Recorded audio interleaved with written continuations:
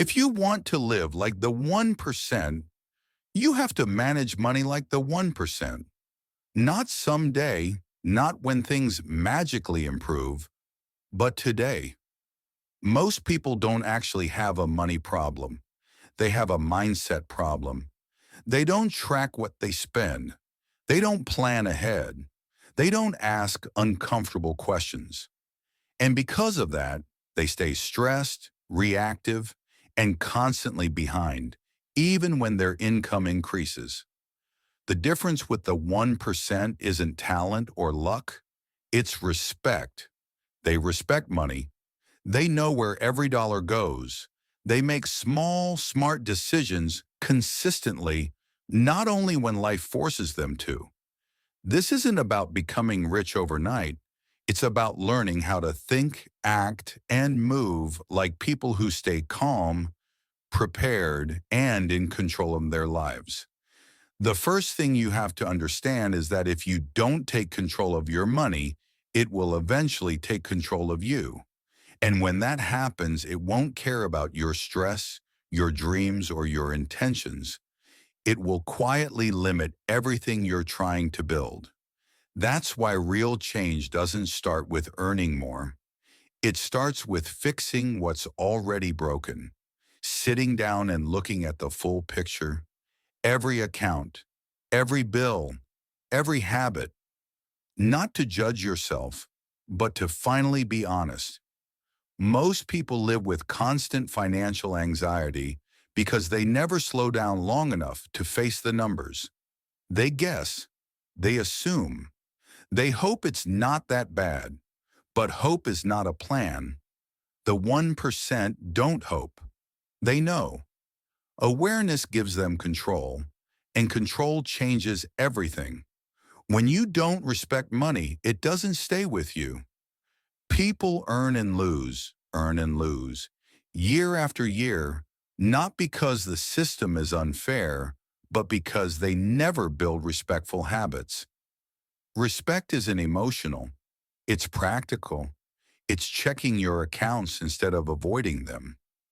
It's pausing before spending instead of reacting. It's planning instead of apologizing later.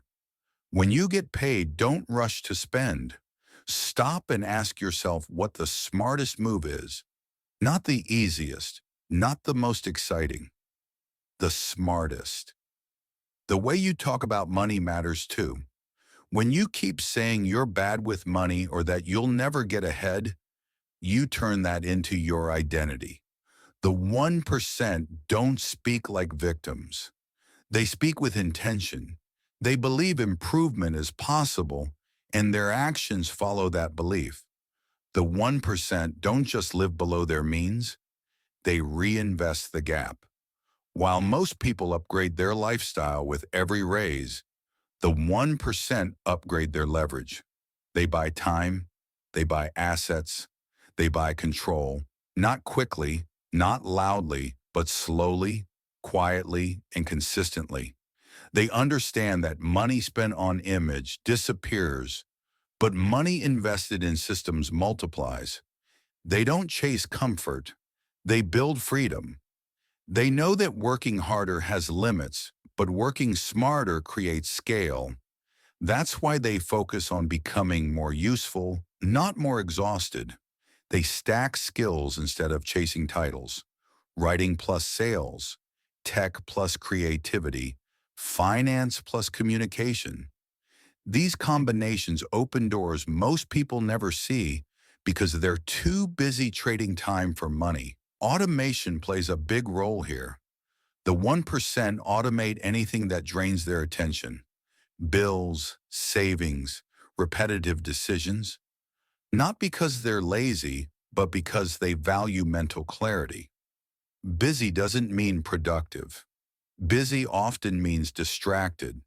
When you remove low-value decisions, you free up energy for high-value thinking. That's where income growth really comes from. Not from doing more, but from doing what actually matters. One of the biggest traps people fall into is spending to feel better. Stress, boredom, loneliness, insecurity, all of it gets masked by buying something new. And for a moment, it works.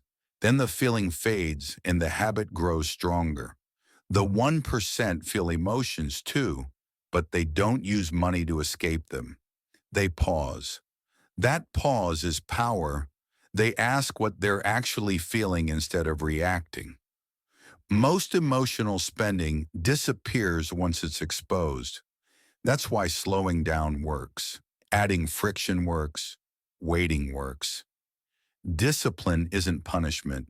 It's self-respect. Savings are another place where most people struggle, not because they can't afford to save, but because they don't see it as a priority. Emergencies don't ask permission. Without savings, every problem becomes a crisis. Savings isn't about how much you earn. It's about what you protect. Even small, consistent saving builds something powerful. Peace. When others panic, you stay calm, not because life is perfect, but because you planned. That's strength. That's what the 1% understand. Debt is another area people avoid, and avoidance only gives it more power. If you don't know exactly how much you owe, you're not really in control. Writing everything down doesn't make the problem worse. It makes it manageable. Debt is not your identity. It's a number, a snapshot, and snapshots can change. Clarity removes fear. Fear lives in the unknown. Once you face the number, you can make a plan. Progress doesn't require perfection. It requires consistency. Many people also waste money trying to impress others. Buying approval is expensive and empty. Most people you're trying to impress aren't even paying attention. And when the attention fades, you're left with the bill. The 1% don't prove wealth. They build freedom. They don't compete on image. They compete on control. They define success on their own terms. Time, peace, options. When you stop performing for others, pressure disappears.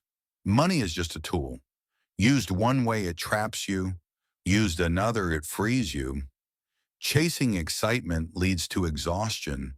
Building stability leads to peace. Freedom means choice. It means space to think. It means saying no without fear. The happiest people aren't chasing dopamine. They're building alignment between their values and their actions. That's why they delay gratification. Not because they can't afford things, but because they're building something bigger. The 1% also take learning seriously. Wealth isn't a mystery, it's a skill. They study money. They read. They track. They ask questions. They don't rely on luck. They rely on systems. Knowledge compounds faster than money. And the environment you choose shapes what you believe is possible. If everyone around you treats discipline as boring, you'll resist it. If you surround yourself with people who value long-term thinking, your standards rise naturally. Acting rich doesn't mean pretending. It means preparing. It means tracking your numbers. Saving first. Living below your means without complaining. Making smart decisions daily, even when no one is watching. Wealth is built quietly, one disciplined choice at a time. You don't need millions to start. You need consistency. When you act like someone who respects their future, your future responds. You don't need more money to take control of your life. You need awareness, responsibility, and self-respect. Stop surviving. Start building. Not tomorrow. Not someday. Now. Because the moment you decide your future matters more than your impulses, everything changes. And that's how the 1% do it. Quietly, intentionally, relentlessly.